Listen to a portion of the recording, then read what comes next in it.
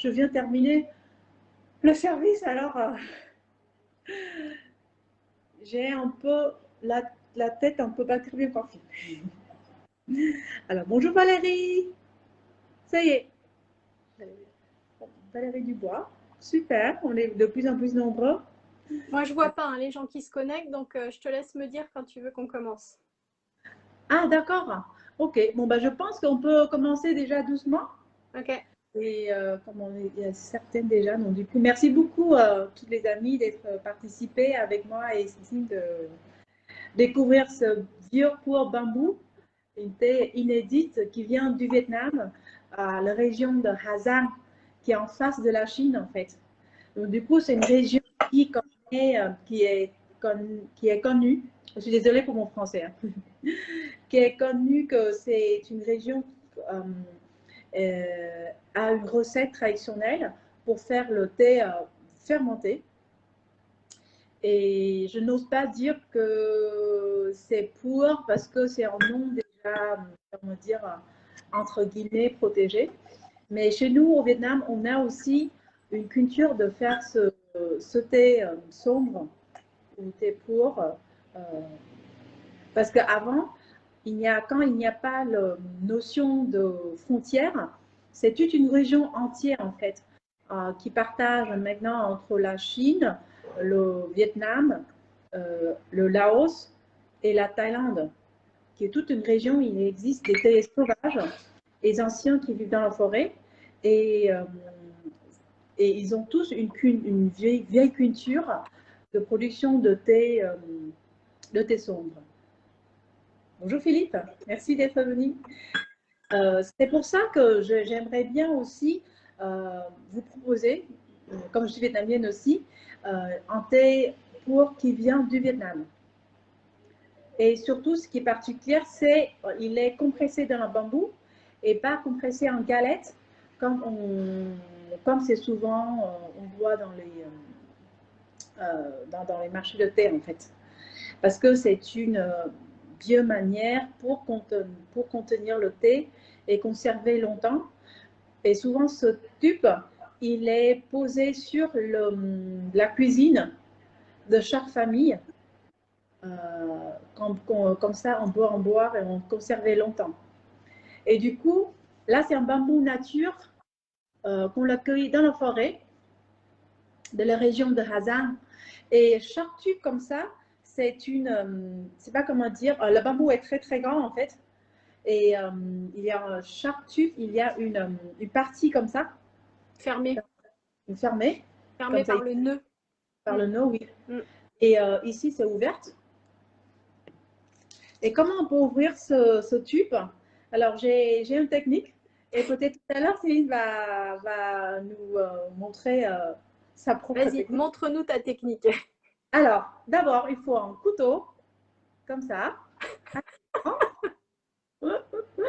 J'ai eu peur. Et après, il faut juste poser ici et taper.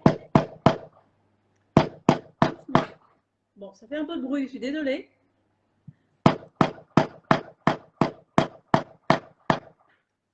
Il faut que le lait est bien rentré.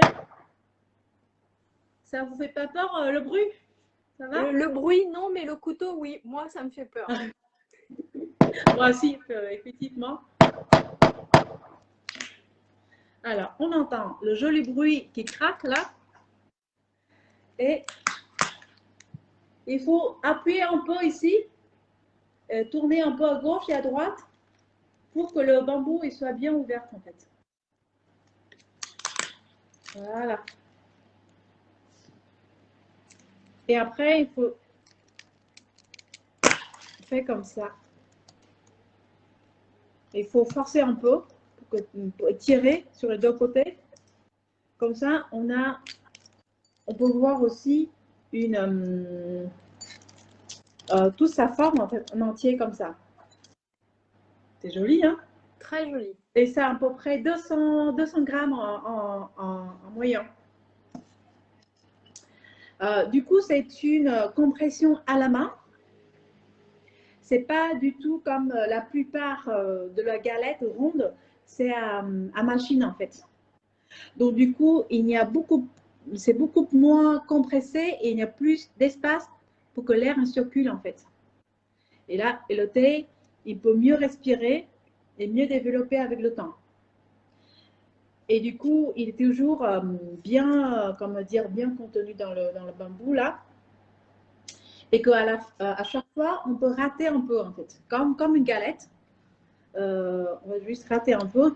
Vous voyez que celui-là, il est vraiment très, je ne sais pas comment dire, mais Il se défait assez bien. C'est facile à enlever en fait le thé comme il est compressé à la main. Donc du coup, chaque bambou est unique, il est différent à l'un et l'autre. Déjà au niveau de couleur, de taille et au niveau de pression aussi. Du coup, ça sent légèrement le fumé parce que ce bambou-là, une fois qu'il est compressé dans le thé et dans le bambou, et le bambou est fraîche en fait. Du coup, pour sécher, il faut passer au feu de bois pour bien sécher le thé et le bambou en même temps. Du coup, de l'extérieur, on sent légèrement le bambou, le bois et le fumé. Mais en infusion, on sent très très peu légèrement le bambou, mais souvent on trouve un arrière-goût en fait. On trouve quoi? Un arrière-goût. C'est-à-dire pas en première attaque en fait, en infusion. Ah, en arrière-goût. Ouais. Et du coup, comme toutes les bambous, comme tous les pours, on va gratter un peu et mettre dans une théière. Alors moi, je vais peut-être montrer une autre technique un peu plus douce. Oui, d'accord. Oui. Parce qu'en fait, ce qu'il faut C'est savoir, douce comme toi, en fait. Voilà, moi j'ai reçu le bambou comme ça, sans mode d'emploi, sans rien. Et donc, merci beaucoup Van de m'avoir envoyé le bambou, mais il manquait le mode d'emploi. Donc, je me suis un peu dépatouillée. Je suis partie dans la forêt. Je me suis dit comme ça, je gênerai personne. Et en fait, on reçoit le bambou comme ça. Et dedans, il y a un bouchon en fait qui ferme le thé, qui protège la partie ouverte. Donc en fait, on le reçoit, là je l'enfonce pas tout de suite, mais en fait, vous le recevez avec je sais pas, ça doit être une feuille, non? C'est une feuille séchée, je pense. C'est une feuille de bananier en fait. Ouais, c'est ça. Ouais, donc ça fait office de bouchon. Et quand vous le recevez, c'est très enfoncé au fond. Donc moi, j'ai reçu ça très au fond et je me suis dit, tiens, en fait, ça doit être le thé. Donc j'ai essayé de l'attraper et en fait, j'arrivais pas parce que j'avais pas de prise. Donc finalement, ce que j'ai fait, c'est que j'étais dehors. Là, je suis à l'intérieur, mais j'étais dehors. Et donc là, je sais pas si on voit, mais ce que j'ai fait, c'est que je me suis mise sur un socle assez solide et j'ai tapé comme ça très fort. Donc, j'ai pas utilisé de couteau parce que ça me fait un peu peur, ton gros couteau de boucher. En fait, j'ai tapé très fort comme ça et on peut taper sur une table ou sur le sol. Et en fait, le bouchon a commencé à descendre. Donc, dès qu'il est suffisamment descendu, j'ai attrapé la feuille. Je l'ai tiré délicatement parce qu'en fait, on ne le voit pas, mais le bouchon là, je ne sais pas si vous voyez, c'est une feuille séchée, donc c'est relativement fragile. Mais ça permet quand même de protéger le thé à l'intérieur. Et une fois que j'ai attrapé la feuille, donc je l'ai tirée très délicatement. Et ensuite, j'ai continué à taper comme ça, toujours avec l'ouverture vers le bas. Et en fait, je ne sais pas si on le voit, mais là, en fait, on voit le thé qui commence à arriver. Je ne sais pas si c'est très sombre, hein. Mais en fait, on voit le boudin en fait, de thé qui descend tout doucement. Et donc là, si on continue à taper, ça continue et en fait ça arrive ici. Moi ce que je voulais pas c'était casser le bambou parce que je voudrais m'en servir en fait pour continuer à conserver le thé. Parce qu'une fois qu'il est ouvert, du coup ça m'ennuie un petit peu. Donc une fois qu'il est arrivé en fait à peu près à la hauteur de l'ouverture, ce que j'ai fait c'est que j'ai pris un pic à poire et je l'ai aidé un petit peu à sortir comme ça. Donc en l'attrapant sur le bord, je l'ai fait sortir. Alors ça force un petit peu le bambou ici. On le voit, ça force un petit peu comme toi avec le couteau. Mais en réalité, on peut sortir le boudin sans trop l'abîmer. Et du coup, on le coupe comme si c'était du saucisson. Donc tu vois, tu coupes un morceau et moi j'ai réussi comme ça à sortir juste un morceau mais sans sortir le reste. D'accord. L'inconvénient, c'est qu'on ne voit pas la jolie partie comme toi tu as montré où on voit tout le boudin de thé. Ouais, on ne voit pas en fait. On voit pas, on voit juste le bout comme si on allait couper une tranche de saucisson. Et donc moi j'ai coupé ma tranche, voilà, et j'ai pris ce qu'il me fallait comme thé et je l'ai infusé. Ouais, mais ça conserve mieux son... Peut-être ça se conserve mieux, mais surtout, je trouve que l'objet est tellement joli. Enfin, c'est vraiment un très très bel objet et je trouvais un petit peu dommage de le casser. C'est bien brillant, oui. Et du coup, pour cette manière-là, on va tout le thé et il faut bien garder l'autre, la moitié, pour refermer, ouais. Pour fermer après. Et sans oublier le bouchon toujours, parce qu'il protège le thé de ne pas partir en fait. Donc du coup, c'est comme ça à chaque fois. Hop. Et à la fin, je vais, comment dire, prendre une corde en tissu et le entourer pour l'attacher pour qu'il ne tombe pas le thé dehors en fait. Et bon, voilà. Donc du coup, à vous de voir, peut-être créer aussi une autre manière d'ouvrir cet objet magnifique et à partager avec nous après. Et du coup, je vais bien vous montrer aussi, en fait, comme une fois elle est bien ouverte, on voit quelques points blancs ici. Voilà, c'est du levure naturelle qui est développé en fait dans ce vieux bambou. En fait, le thé, il est cueilli en 2017 en fait. Ensuite, il est passé une étape de production de fermentation en même année, c'est à 2017 aussi. Et puis, elle est stockée au Vietnam dans une cave humide jusqu'à 2020. Et petit à petit, on va, comment dire, utiliser ce thé-là et mettre dans le bambou, en fait. Et bambou fraîche et passer au feu de bois pour que c'est bien séché. Donc, du coup, le côté noir ici, c'est à peu près le fumage de charbon qui reste, en fait. Du coup, parfois, on trouvait aussi le doigt un peu noirci, mais j'aime bien ce côté sauvage. Et c'est pour ça que je m'appelle Mua Sauvage. Et j'aime bien. Du coup, il y a Valérie qui pose une question, c'est combien de temps est-ce que le thé est mis à maturer dans le bambou? Depuis 2000, il a fait en 2019 ou 2020. Je suis désolée parce que comme c'est fait de manière artisanale et ça rassemble dans plusieurs familles différentes. Du coup, chaque bambou, ça va être un peu en décalage 1 ou 2 années. Donc, du coup, peut être maturé dans le bambou à peu près 2 ans déjà. Mais c'est sûr, ce lot, il est fait à 2017.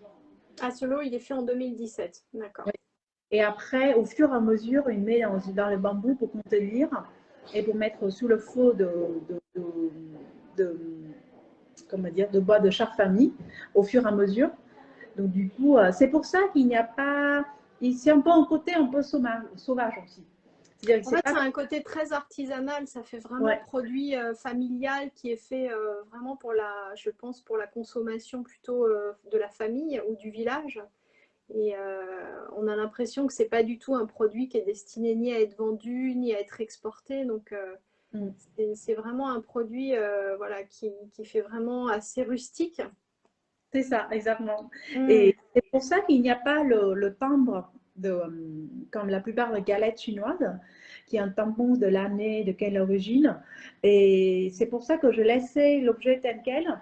Il n'y a pas d'emballage autour et il n'y a pas non plus étiquette collée dessus, parce que je trouve c'est génial qu'il est tout simplement comme ça, naturel. C'est vrai que c'est un très très bel objet. Moi, je trouve que c'est vraiment... c'est à la fois raffiné et à la fois rustique. Et voilà, c'est une simplicité qui est vraiment très touchante. Et je trouve que c'est vraiment un bel objet à exposer parce que ça fait à la fois boîte à thé et en même temps, ça fait penser à la forêt, ça fait penser au bois sauvage. Je trouve que c'est vraiment unique en fait. Ouais, merci Céline de voir tout ça. Et j'aimerais bien, avant d'infuser ce thé, j'aimerais bien parler un peu plus sur la méthode de fabrication. Et si vous avez des questions, n'hésitez pas à poser en commentaire. Et Céline aussi va nous partager ses expériences sur le thé bambou du Vietnam, ce thé pour du Vietnam et le liu ba. Ah, bonjour Han. Bonjour. Et donc, du coup, comme je l'ai dit tout à l'heure, il est cueilli en 2017 et il est passé tout de suite à une étape de fermentation. Pardon, on ne voit pas en fait. Et c'est une pour chou au cuit, c'est-à-dire on a accéléré comme dire, son fermentation, mais de manière traditionnelle, c'est-à-dire il est mis en tas et mouillé et remouillé encore pour que le tas il soit développé en une énergie dans le thé et pour que l'enzyme vivant dans le feuille de thé il se développe en levure naturelle. Parce qu'il y a pas mal aussi de mes connaissances, c'est qu'il est, comment dire, fait avec le levure chimique pour développer son bactérie plus rapide en fait. Donc, du coup, celui-là, il faut à peu près 6 mois Rester en tas, c'est-à-dire qu'il reste en tas, humidifié régulièrement. Et oui, est-ce qu'il est bâché? oui, il est bâché aussi. Ok. Et après remouer plusieurs fois pendant 6 mois. Et après, le maître de thé il va vérifier si la fermentation est suffisante, intéressant. Et là, on va stopper la fermentation avec le séchage, en fait, sous le soleil, en fait.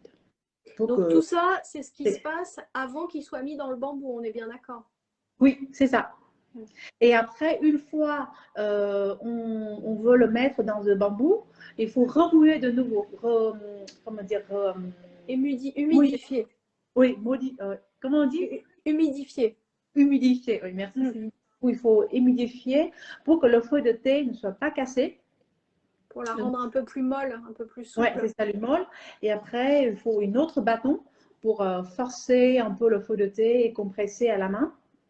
Et ensuite, il faut passer tout ça au feu pour que ce soit bien séché, en fait, pour que ça garde longtemps. Ce qui est assez étonnant, c'est qu'en fait, les feuilles sont pas du tout abîmées dedans. C'est-à-dire que malgré le processus où ils ont dû enfoncer à l'intérieur Mhm. les feuilles sont plutôt en très très bon état. Et justement, je me demandais qu'est-ce qu'ils utilisent au niveau de la cueillette, qu'est-ce qu'ils utilisent comme feuilles? C'est de feuilles, toujours traditionnellement au Vietnam, on l'accueille que uniquement le bourgeon et 2 premières jeunes feuilles. Mais je pense que c'est pareil dans tous les pays asiatiques, que la cueillette, c'est toujours à la main avec le bourgeon et 2 premières jeunes feuilles. Donc ça, c'est celui-ci, il est cueilli comme ça. Oui, il est cueilli comme ça. Et je pense que c'est parce que tout est fait à la main. Donc, du coup, la pression n'est pas du tout agressive comme avec une machine, en fait. D'accord.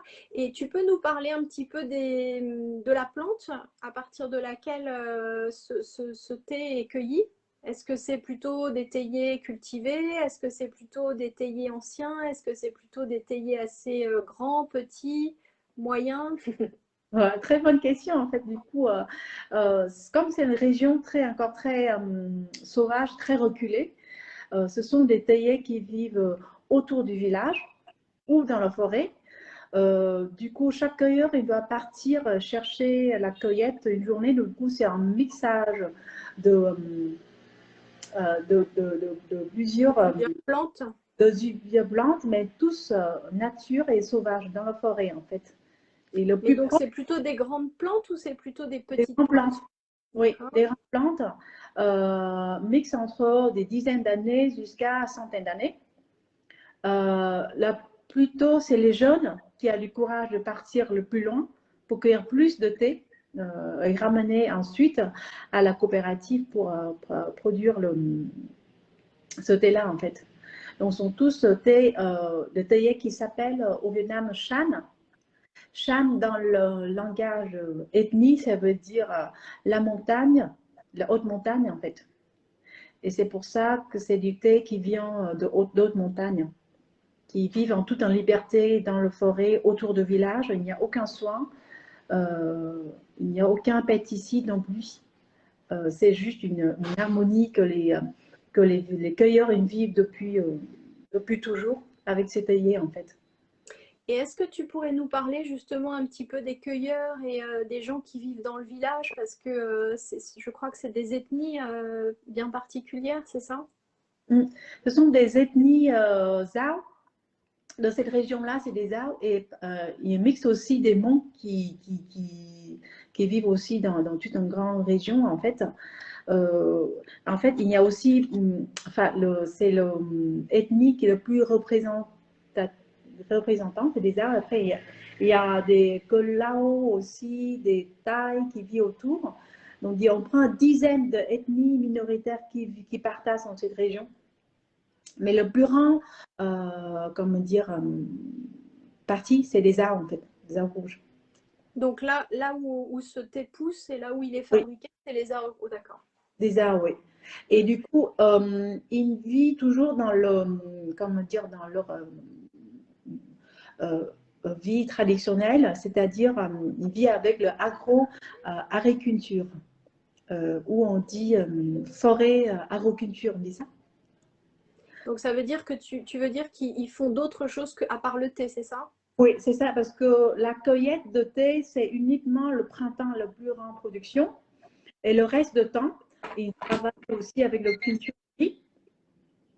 et aussi la cueillette aussi des autres épices dans la forêt, des pois sauvages et la culture de riz aussi. Et petit à petit, c'est aussi avec le tourisme.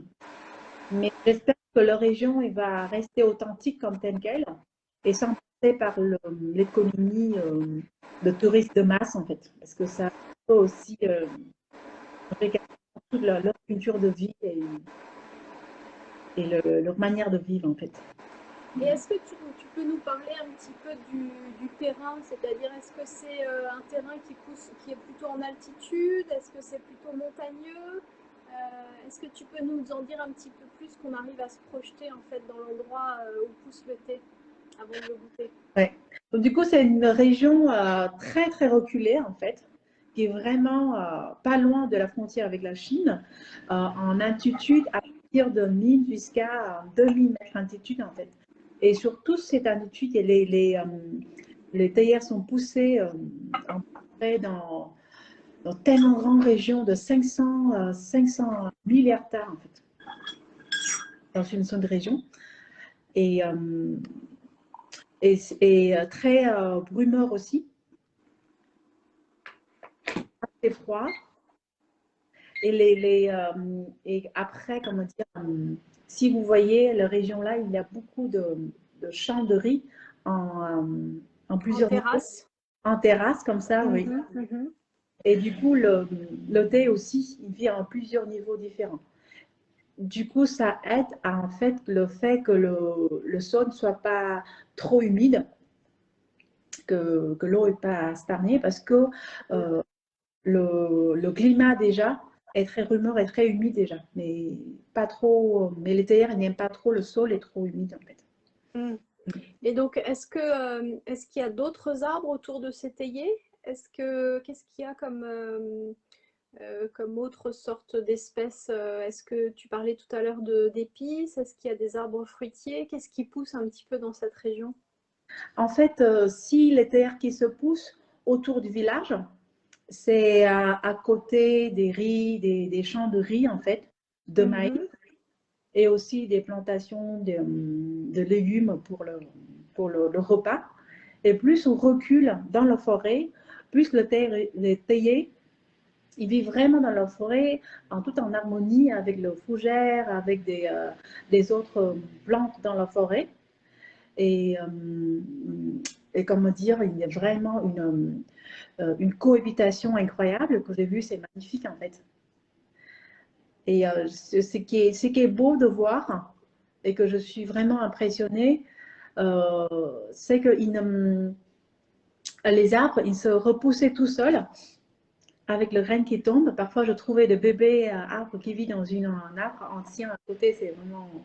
C'est vraiment beau. Et aussi qu'il y a aussi je ne sais pas comment dire, je suis désolée pour mon français, mais il y a petits plants qui sont roulés aussi autour de, Ah, d'autres plantes en fait qui viennent pousser sur le tronc de l'arbre, c'est ça? oui, c'est ça. Il y a des fleurs qui se poussent aussi sur les grandes branches de théier, Du coup, peut-être je vais vous partager des photos en plus sur le site internet. Donc, du coup, ça se voit que le théier ou tous les autres plantations, il peut très bien vivre sans soin de l'homme, en fait. Et plus qu'il vit dans la forêt, plus qu'il se débrouille bien dans la nature, plus son système défensif qui peut être plus performant qu'en terre qui est trop soigné. C'est pour ça que je reste vraiment fidèle à la région pour cette raison, parce que c'est vraiment la beauté de, de la mutuelle, de compréhension mutuelle entre l'homme et la nature qui mettent vraiment à trouver la paix en soi, et que du thé aussi, c'est une boisson qui se trouve une paisible en âme, en fait. C'est pour ça que j'ai quitté pour vraiment être dedans. Et si on revient un petit peu à la fabrication, est-ce Oui. que tu sais pourquoi dans l'histoire de ces gens qui vivent justement dans la forêt, dans des forêts assez reculées, pourquoi est-ce qu'à un moment donné, ils ont eu l'idée de faire ce thé dans le bambou? En fait, oui, je pense que c'est leur tradition pour que le thé il soit, comment dire, conservé. Et à l'époque, comme il n'y a pas le contenant industriel comme maintenant, ils cherchent des contenants qu'on peut trouver facilement dans la forêt. Donc les bambous, ils sont vraiment partout, partout. Et depuis toujours, on a une culture qu'on met beaucoup de choses dans le bambou comme ça. Parfois, c'est du riz pour porter facilement le riz dans le champ. On peut mettre aussi on peut même infuser de thé dedans.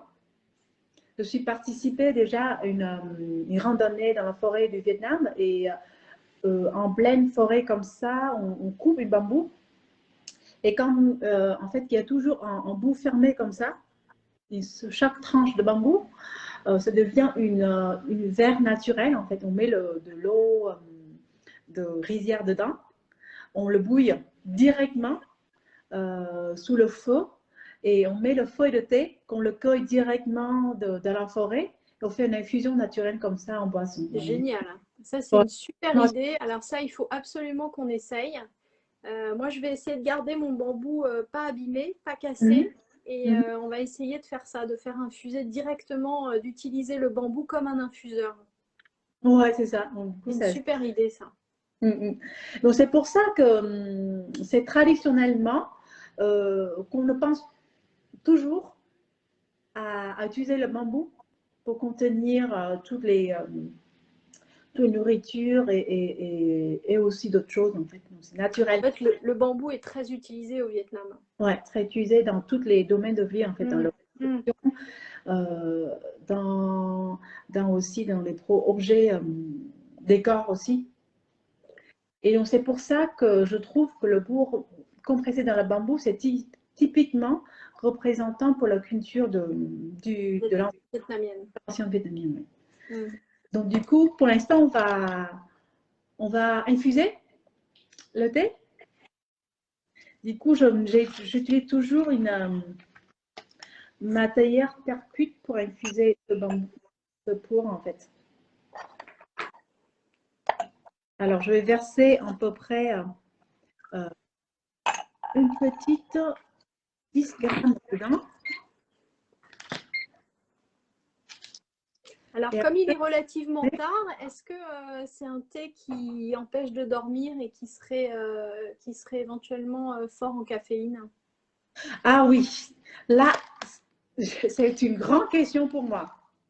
J'ai beaucoup discuté avec plusieurs connaisseurs de thé, et j'ai lu beaucoup, en fait, mais j'ai toujours un peu perdu dans cette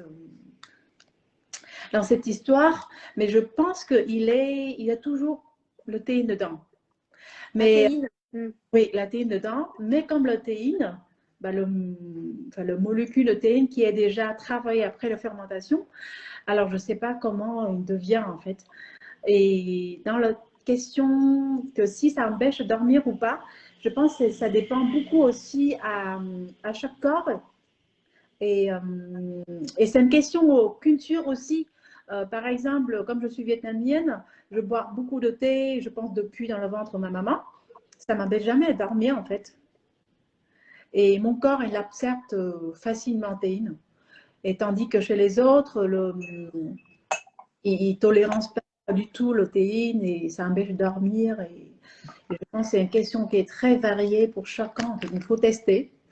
Très Voilà. personnel, donc ben, moi je vais tester et puis on verra bien demain si j'ai dormi ou si au contraire j'ai gardé toute la nuit les yeux ouverts. Voilà. Tu vas Je penser vais à en moi. boire beaucoup et je vais faire un test. Oui, oui, c'est ça, il faut tester et on verra bien. Si jamais en nuit blanche, pardon, Je te dirai. Je te désolée, dirai s'il y a de la théine. je vais chercher de l'eau et j'arrive, de l'eau chaude. Est-ce que parmi ceux qui nous regardent ce soir, il y a peut-être des gens qui ont goûté déjà un thé dans un bambou, dans d'autres pays, au Laos, en Thaïlande? Dites-nous en commentaire si vous avez déjà goûté ce type de thé. Peut-être? Non? Comme je n'ai pas encore beaucoup voyagé dans les autres pays du thé, je n'ai pas vu en fait. Mais si quelqu'un qui a vu, c'est génial qu'on peut partager aussi les expériences de chacun. C'est super, ouais. Mais vraiment, une fois, si jamais j'ai l'occasion, je vais ramener le bambou comme ça, mais de riz dedans, de riz gluant dedans. Ça, c'est très très bon. Délice. Ouais, ouais. Ça, c'est un délice. Et alors, ce qui est très très bon, c'est qu'il y a la petite peau en fait du bambou à l'intérieur qui vient se coller contre le riz Oui, gluant. exactement. Et alors ça, c'est Ouais, vraiment très et, oh là, c'est vraiment trop, hein. Alors, l'eau théière, il arrive. L'eau, il est à 100 degrés. Alors, je vais d'abord réveiller le thé comme ça. Tu infuses aussi à 100 degrés si? Oui. Ah. C'est le son thé hein, qui. Du coup, c'est assez chaud. Je suis désolée. Vous voyez, est-ce que vous voyez le. Bon, je vais réinstaller la machine comme ça. On voit. Est-ce qu'on voit? En bas, il y a le poussière de Oui. thé partout, comme je viens d'ouvrir, de manière un peu brutale. Non, c'est vrai que moi j'ai remarqué qu'il y avait pas mal de poussière parce que effectivement quand on casse en fait des morceaux du thé pour l'infuser, moi je le casse plutôt sur le papier d'origine, donc le papier qui enveloppait le bambou et ça permet de recueillir un petit peu toutes les petites particules de feuilles de thé qui sont cassées et qu'on peut malgré tout infuser, mais dans ce cas-là, c'est vrai qu'il vaudrait mieux filtrer. Oui. Et du Sinon, coup, ça fait pas mal de débris dans l'infusion. je réchauffe le théière et après, je vais rajouter de l'eau ici. Bah, j'infuse toujours avec de l'eau filtrée en fait et pas de l'eau minérale et pas de l'eau dans le bouteille non plus. Je ne sais pas comment tu infuses, avec quelle eau en fait. En fait, c'est exactement la question que j'allais te poser. Moi, c'est vrai que ce genre de thé, tout ce qui est thé sombre et thé fermenté, j'ai tendance à les infuser avec de l'eau filtrée et non pas de l'eau en bouteille. Je trouve que c'est pas gênant et c'est moins sensible, par exemple, que des thés verts, notamment que des thés verts japonais ou même des thés verts chinois, où là, je fais attention à prendre plutôt de l'eau très peu minéralisée, mais malgré tout en bouteille. Et là, l'avantage de ce thé-là, c'est qu'il s'infuse plus facilement. Donc avec une eau du robinet filtrée d'une manière ou d'une autre et en plus une eau qui est relativement chaude puisqu'on peut monter à 100 degrés. Donc je trouve que c'est un thé qui s'infuse facilement et qui est pas... Enfin, il y a peu de risques qu'on le rate en fait. C'est vrai que c'est un thé qui est très doux en fait. Du coup, il n'y a pas beaucoup de. Il n'y a pas Coucou Jean-François. Ah, salut Jean-François. Coucou. Alors, j'infuse assez vite en fait pour la première infusion, c'est mon habitude, hein, c'est que la première infusion, j'aimerais bien que c'est une infusion très légère pour d'abord réveiller le thé et mon palais aussi. Mais on voit déjà son liqueur qui est très ambré, bien rouge.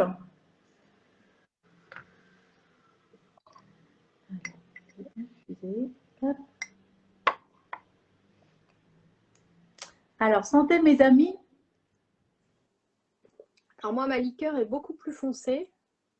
Je pense que j'ai dû l'infuser un peu plus longtemps et je suis déjà sur la troisième infusion. Mais après, ça a vraiment une couleur. J'essaie de vous montrer sans renverser, qui est vraiment une couleur de bois très sombre en fait, de Wenge quasiment. Donc moi, je suis vraiment sur une infusion plus sombre que la tienne. Ouais, c'est vrai. Et là, Mais c'est c'est pas la même, hein. Moi, je suis plus loin. Ah, tu es troisième déjà. Oui, et moi, je suis la première. Et après, je vais rajouter de l'eau pour l'infusion un peu plus longue.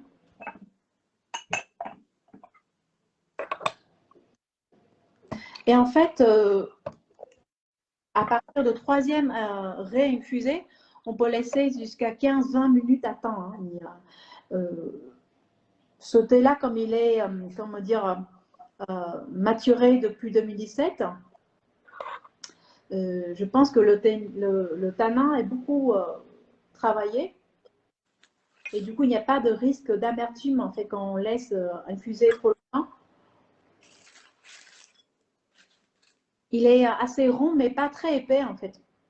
Non, c'est ce que je te disais quand on en a parlé toutes les deux. C'est vrai que comparé par exemple à un Liobao, je le trouve moins épais, moins rond. Enfin, il est assez rond, mais par contre, il est moins épais, il est moins velouté. Je le trouve beaucoup plus fin en fait. Au niveau de la liqueur, je le trouve presque un petit peu élégant, ce qui est complètement incroyable parce que c'est un thé très rustique. Je trouve que c'est un thé, je suis sûre que si on le faisait boire dans un salon de thé un peu chic, c'est un thé qui passe pour un thé fumé finalement classique voilà, comme on peut en trouver avec d'autres thés qui seraient plutôt pour le coup des thés rouges, donc des thés noirs, de ce qu'on appelle des thés noirs ici. Voilà, c'est un thé, je trouve, qui passerait très bien dans un salon un peu chic, un peu élégant. D'accord, ok.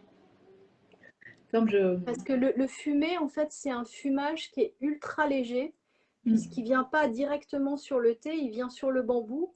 Donc il y a quand même le bambou qui fait un peu barrière avec le thé. Et moi, personnellement, j'aime pas du tout les thés fumés, mais celui-ci, je le trouve tellement finement fumé, je le trouve très élégant. Je trouve que c'est vraiment un thé agréable. Et comme tu dis, comme c'est un thé en fait qui va pas prendre de l'amertume, même si tu le laisses longtemps infuser, finalement, c'est un thé qui reste élégant dans la longueur. Et selon toi, c'est quoi la différence avec en Liuba, en fait, comme tu m'as parlé Alors, là, moi, j'ai tout à infusé l'heure? justement, d'un côté, j'ai infusé un liobao et de l'autre côté, j'ai infusé le thé au bambou. Le liobao, il a un côté un petit peu plus épicé, un peu plus réglisse. Je le trouve un petit peu plus robuste.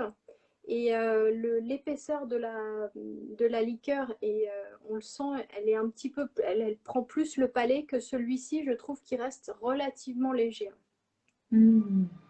Est-ce que tu as un conseil où on peut trouver un Liuba intéressant? Parce que une fois, j'ai participé à une atelier bar avec Charlie, mais là, il est plus.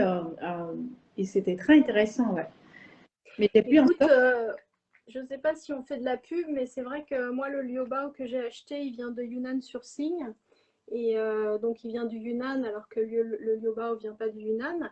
Mais je trouve qu'ils ont des liobao qui sont vraiment à des rapports qualité-prix assez intéressants. Et puis, on peut choisir différents types de liobao qui sont soit agglomérés, soit qui sont déjà vendus en vrac, qui sont anciens, pas anciens. Donc, si on veut découvrir, moi, je trouvais ça intéressant de voir les deux en parallèle, justement pour bien sentir les toutes petites différences qu'il y a entre les deux. Mais D'accord, celui-ci a vraiment un caractère bien à lui. merci. En fait, je suis quelqu'un qui aime que le pour, qui est très très doux en fait. Et là, c'est pour ça que j'aime bien aussi sélectionner dans mes gammes de thé. C'est vrai que en fait, ce thé-là, donc là, on parle du thé dans le bambou, il se rapproche plus d'un liu bao que d'un pu'er cuit, Mm. à Ah, mon avis. Ouais. Dans son côté très doux, je pense qu'il est plus proche du liu bao que d'un pu'er cuit. mm, mm. Les doux, mais le longueur en bouche, j'aime bien. Et je trouve aussi en note légèrement un peu tourbé, comme des whisky. Mais bien sûr, c'est un alcool. Et là, je vais passer à deuxième infusion pour voir comment la couleur il est. Hop, je vais vous montrer. Alors, la couleur est beaucoup plus foncée maintenant déjà. On voit hein, que tu as plein de petites particules, donc il suffit d'attendre, elles vont se déposer au fond. Oui, c'est ça. Il y a plein de particules. Et la couleur est beaucoup plus foncée qu'avant. La couleur est magnifique. C'est super liqueur en fait. Hop. Voilà, donc santé. Je vais voir si vous voyez là.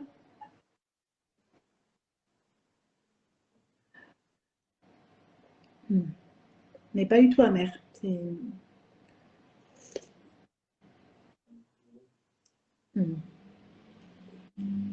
Aussi, Il y a toujours ce fond un petit peu fumé qui est très agréable, très en douceur.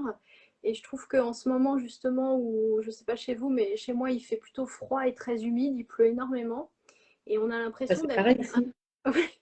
on a l'impression d'être autour d'un feu de bois et de se réchauffer, mais sans que ce soit trop prenant. C'est-à-dire, c'est pas le barbecue, c'est vraiment, on a l'impression d'être devant un feu de cheminée quelque Très part. cosy, ouais. Ah, Ouais, très cosy. c'est une belle imagination, Cécilia.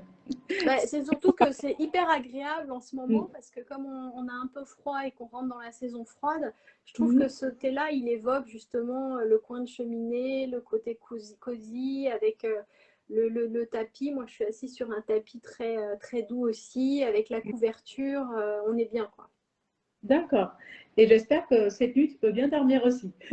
Alors ça, c'est une autre question. On verra demain matin. Mm. Mais oui, je te dirai si j'ai bien dormi cette nuit.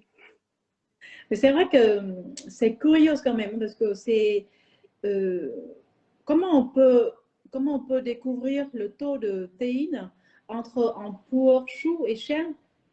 Mais je pense que le chien est plus fort quand même du théine, je pense. Ça dépend de l'année du chien. Ouais, c'est vrai, ça dépend aussi. Mais comme le thé est déjà travaillé en plusieurs années, en plusieurs méthodes de fermentation, du coup, ça sera plus la même chose. Si vous avez d'autres questions, n'hésitez pas à nous demander en commentaire. Hop là, comme ça. Et surtout, c'est un thé qui est conseillé à boire après le repas, assez copieux, ou après, au moins quand vous avez déjà quelque chose dans l'estomac. Parce Un que, peu dégraissant. ouais, c'est ça. Bonjour Mais je Pierre. me demande si avant le repas, ça peut être aussi pas mal, peut-être pour un peu stimuler tous les probiotiques, parce que c'est quand même un thé qui contient pas mal justement de champignons, enfin de levures Oui, naturelles. naturel. Et je Ouais. me demande si avant le repas, justement, ça n'aurait pas un effet. En fait, ça met en mouvement peut-être le travail de digestion. C'est ça, oui, parce que ça m'est arrivé une fois qu'il y a un client qui m'a contacté pour dire qu'en fait, tiens, après boire ce thé-là, j'ai eu un peu mal au ventre. Je m'inquiète un peu. En fait, je demandais à quel moment elle a bu ce thé, mais en fait, quand elle se réveillait, qu'elle a rien encore mangé, avec le ventre creux, en fait. Et en fait, ce thé-là, comme il est très actif, comment dire, micro-organique. Et Ouais. faut, Tu penses que ça lui a fait mal au ventre? Ah oui? c'est ce qui a toujours un problème de gestion, qui a toujours un peu de crampe estomac en fait. Et vraiment, je trouve c'est déconseillé à le boire quand on a très faim. On... Alors moi j'ai très faim, Ah, bon, bah, j'espère que tu peux manger donc j'ai quelque chose encore vite. plus faim. Parce que ça m'arrivait aussi une fois que, voilà, je suis un peu fatiguée, je veux un thé qui est réconfortant, mais comme j'ai rien mangé, j'ai bu ce thé-là, mais je sens que le ventre, il bouille un peu, hein. C'est vrai. Alors moi, par contre, ça me fait pas du tout cet effet-là, mais encore une fois, je pense qu'on est tous très différents par rapport au thé. Mhm. Moi, quand j'ai très faim, par exemple là, j'ai très faim, ou le matin, quand j'ai très faim, et ben parfois, j'ai pas le temps de me préparer un petit déjeuner. Je vais infuser ce genre de thé, je vais le boire, et en fait, ça va couper un peu la faim. Ah C'est oui, comme d'accord. si c'était, ouais, c'est comme si ça me nourrissait. Ça me fait pas du tout mal au ventre. Au contraire, j'ai l'impression que ça tapisse mon ventre. D'accord. Ça a un côté très adoucissant. Non, c'est vraiment un thé, moi pour le coup, c'est vraiment un thé que je boirais sans problème à jeun. Donc le ventre vide le matin, alors que certains thés verts, le ventre vide sans avoir mangé le matin, pour moi, ça m'attaque beaucoup plus. D'accord. C'est Mm, hallucinant, en fait, vraiment que chacun a mm, un système différent pour mm, mm, mm. et pour autre aussi. Et D'accord. alors, Valérie posait une question assez intéressante. Elle demandait si c'était un thé plutôt stimulant ou plutôt relaxant. Donc, on va toutes les deux répondre différemment parce Différent, que, c'est ouais. ça. Donc, du coup, je pense que c'est pareil comme l'histoire de théine qui empêche à dormir. C'est vraiment chaque corps a son manière de réagir. Et bon, il faut vraiment tester et découvrir et comprendre notre corps, en fait. Je pense que c'est pareil, c'est pour le goût aussi que qu'on préfère un thé noir, un thé vert. Et Et, toi, tu le ressens comment? Quand tu le bois, tu te sens plutôt stimulé ou tu te sens plutôt détendu et relaxé? c'est vrai que c'est vraiment, je suis partagée entre les deux. Ça vraiment dépend aussi à quel moment je déguste le thé, en fait. Comme là, comme maintenant, j'ai très faim. J'avoue que j'ai très... À chaque fois que je bois ce thé-là, j'ai vraiment faim et j'aime bien boire ce thé-là après le repas assez copieux pour me détendre. Du coup, c'est plutôt relaxant.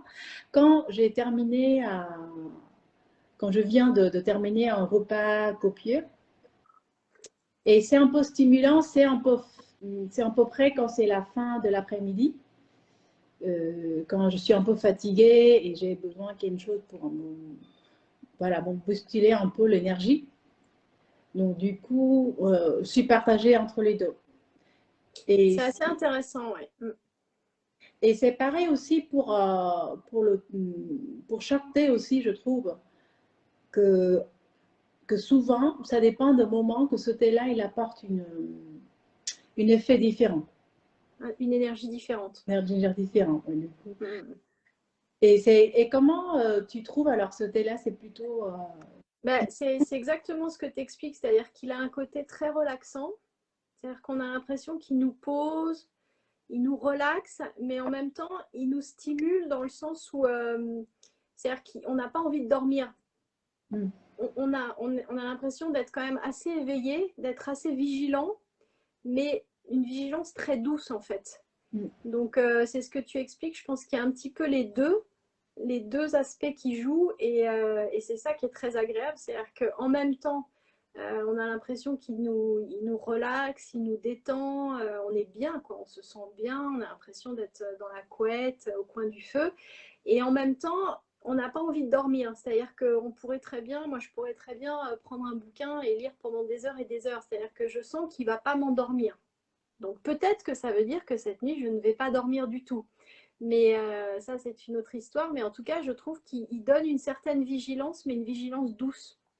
D'accord. C'est pas un côté, c'est pas un côté énervant, stimulant, excitant. C'est vraiment une vigilance assez agréable, presque, ouais, presque un peu planante, mais sans être, ça n'a pas un côté endormi, quoi. Hmm, hmm. Peut-être qu'il faut organiser une autre live pour que tout le monde partage un peu fait à peu près son impression avec ce thé-là. C'est Ouais. chacun son. Je pense il faut faire un autre live et puis je pense qu'il faut surtout organiser une dégustation où on va infuser dans le bambou. Alors ça, c'est vraiment une super idée. Il faut absolument qu'on fasse ce test d'infuser dans le bambou directement. Du coup, dans ce cas-là, il faut un feu de gaz alors, et pas électrique. Ouais, Il ouais. faut bien garder ça, mais c'est pas possible pour moi parce que j'ai déjà ouvert les deux. Mais je vais essayer ton technique. La technique douce, ouais. Écoute, moi, peut-être que si j'arrive à finir le thé, je pense que j'en ai pour un petit moment, mais si j'arrive à finir le thé sans casser le bambou, peut-être qu'on pourra utiliser le mien, ou sinon, je peux aussi aller cueillir un bambou peut-être dans la nature et l'utiliser comme... Mm. Mais je pense qu'il faut quand même un bon coupe-coupe hein, pour couper un bambou de cette épaisseur-là. Je ne l'ai jamais fait, mais je pense qu'il faut quand même du matériel. Au Vietnam ou en France? Non, chez mon père, ouais, dans le jardin. Ah, bah génial! Ah oui, on peut faire ça, hein. N'hésitez pas à le partager Tu avec nous. emmènes le coupe-coupe, c'est ça? Ouais, moi, j'ai toujours un grand couteau. Avec, comme la cuisine au Vietnam aussi, on a toujours un très grand couteau pour couper le poulet en fait en morceaux. Tu te La souviens? viande, ouais, pour désosser. Mm. Oui, voilà. On coupe vraiment le poulet en morceaux et c'est pour ça que j'ai l'habitude avec un très grand couteau. Et voilà, du coup, et bon, voilà, je vais faire.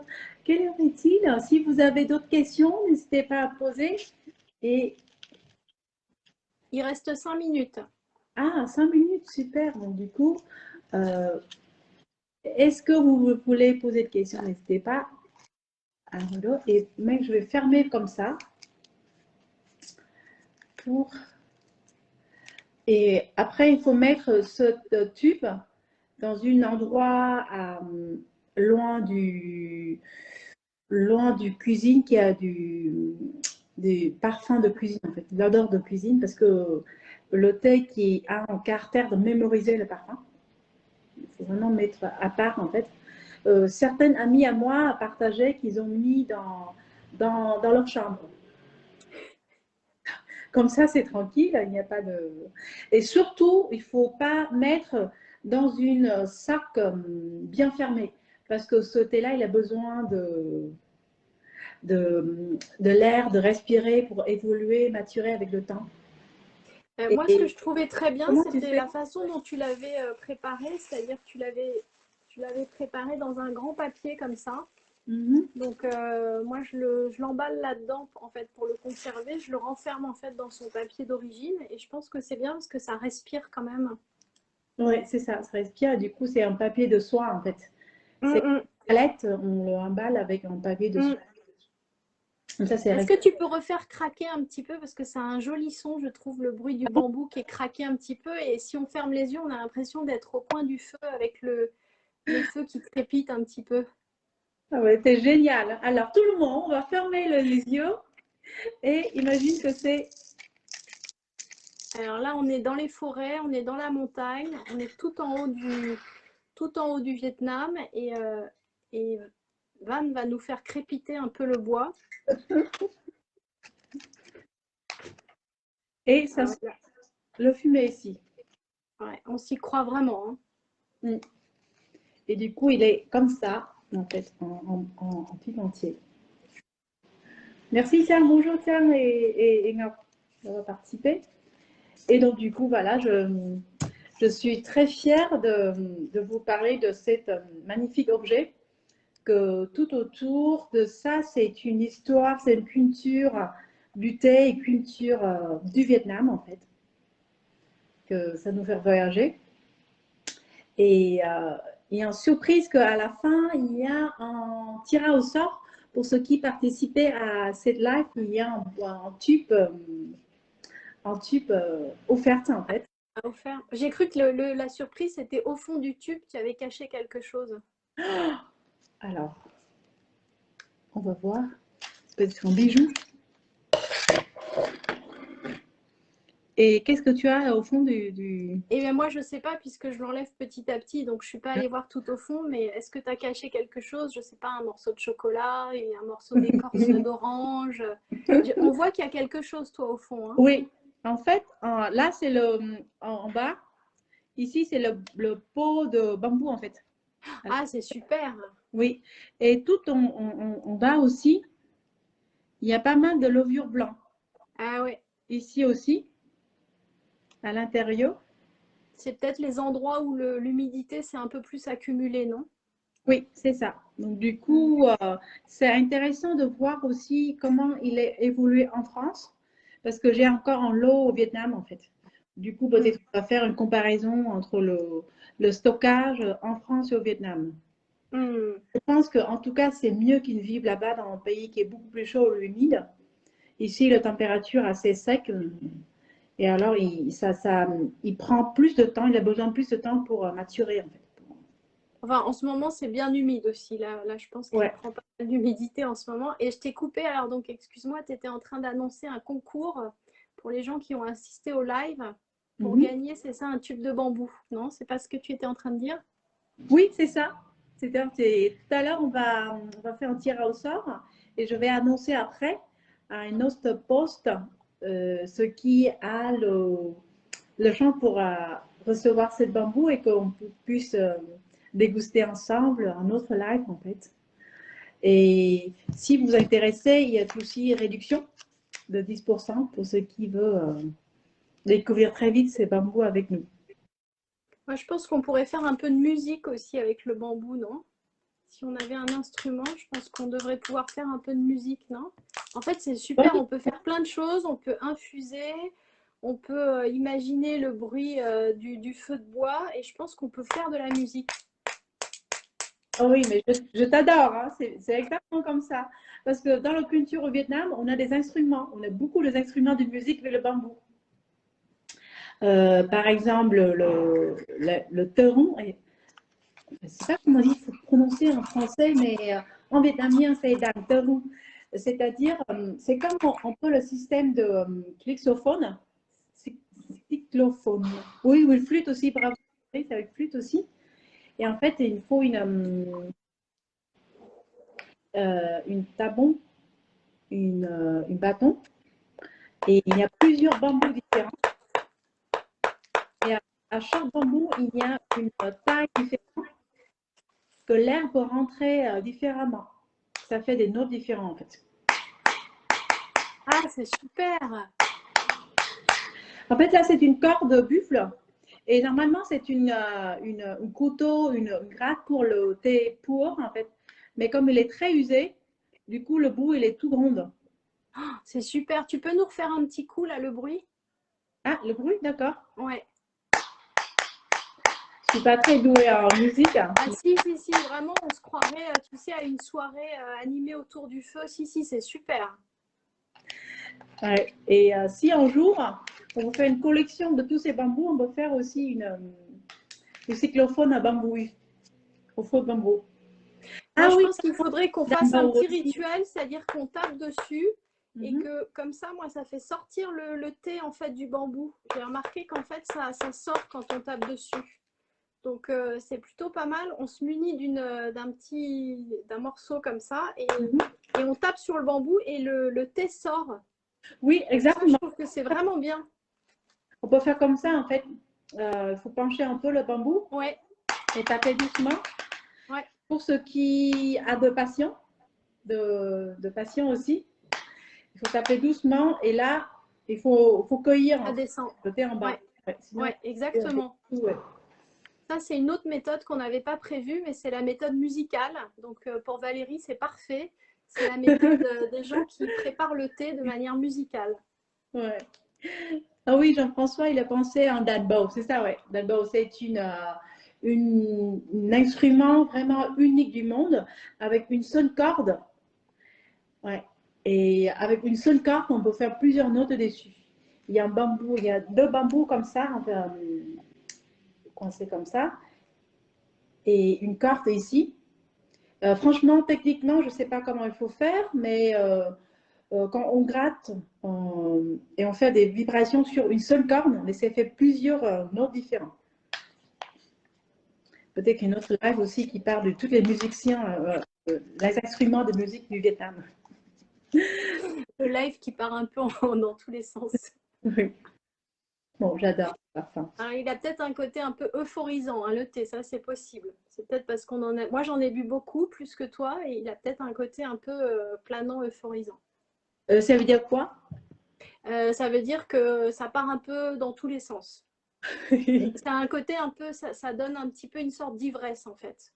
Ah, divers Ivresse. ivresse. C'est comme si j'avais bu de l'alcool en fait. Ah, d'accord, oui, c'est vrai. Bon, c'est vrai qu'on trouve aussi en note, on peut courber. Je ne sais pas si avec la fermentation, le Ça thé est monte à la tête. moins alcoolisé ou pas. Mais c'est vrai que bon remarque, oui, oui, c'est vrai que, que j'ai pensé Ou à ça. alors c'est parce qu'on a très faim et qu'en fait on a bu à jeun et il fallait peut-être pas boire ce thé à jeun. Ouais, mais j'ai hâte de manger quelque chose de très copieux. Et, bon, merci beaucoup, Céline, de- Merci à toi, merci beaucoup pour ce bel objet qui est vraiment, je trouve, unique. C'est vraiment quelque chose de très très beau et de très bon. Donc, et on a vu avec plein d'utilités, plein d'usages, plein de façons de le préparer, plein de façons de le sortir du tube et on va explorer encore un petit peu d'autres usages musicaux, d'infusion dans le tube. On va aussi. essayer plein de choses, ouais. Oui. Donc j'espère qu'on peut partager après comment on a ouvrir la tube et comment utiliser à la fin cette tube-là en fait. C'est sûr. Mm. Merci encore pour tous les participants et bon bah à très vite. Et ce Mm. thé-là est toujours disponible à découvrir et à déguster aussi à notre comptoir au 34 Vitrubicha. Et si tu peux venir aussi, avec plaisir de participer avec toi. Et j'aimerais bien. Coucou Sébastien. Ah, salut Sébastien! Super de te voir! Oui, c'est un thé qui est disponible en boutique, mais il est aussi disponible, je crois, sur Internet. Oui, en ligne aussi, nuasauvage.fr. Et Et si on ne veut pas l'acheter, on peut quand même le déguster et acheter une dégustation juste dans la boutique, c'est ça? non, la dégustation, c'est vraiment gratuite, ouverte à tout le monde. Ok, Parce que c'est aussi dans notre culture que le thé à déguster comme ça, entre amis et à découvrir en fait. Donc, et j'ai le plaisir mais de partager ce thé-là. alors on veut bien le partager, mais à condition que vous apportiez vos idées de tout ce qu'on peut faire en fait avec ce Exactement. bambou. Exactement. Voilà, il faut que vous veniez avec les idées les plus originales et on va préparer une dégustation de folie. Exactement. Bravo pour cette idée. Et du coup, Emma, ça m'a mis direct. Le direct en arrière, c'est bizarre.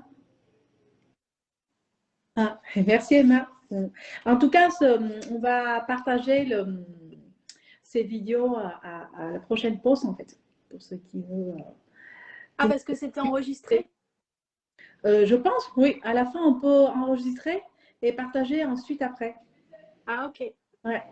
Comme ça, les gens, il a le temps pour réfléchir comment on peut faire avec ce. Et je te dirai. Mais j'espère t'accueillir aussi à la boutique.